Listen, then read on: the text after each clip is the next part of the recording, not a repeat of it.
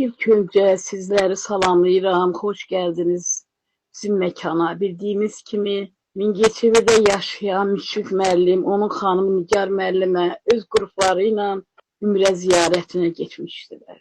Şəhid anaları 44 günlük müharibənin şəhidi Fuadın anası Saqibət, Hüseynin anası Ceyran, antiterror şəhidi Cavidin anası Pərvanə ziyarətdə olmuşdu. Bizə aid olan yerdə ehsan süfrəsi açıqlar, Allah qəbul eləsin. Dünya ədalət yeri deyil, imtahan yeridir. Ədalət axirətdə olacaq. Allah çox mərhəmətlidir. Çətin olmaq, insan olmaqdır. Həyatda mərhəmətli olmaq, hər şey fanidir. Dağdan ağır yükü var bu dünyanın. Məcbur olduğumuz həyatı yaşayıram. Xəyal etdiyim həyatı yox.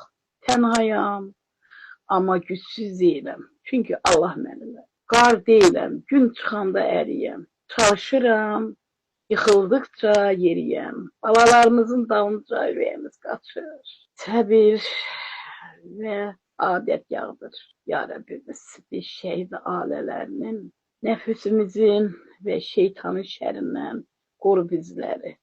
Allahımız hamıya ümrə nəsib elə, ümrə ziyarətinə getsinlər. Sağ olun, var olun, mərhəmətli olaq, sadə olaq, mənim əziz analarım, bacılarım, qızlarım.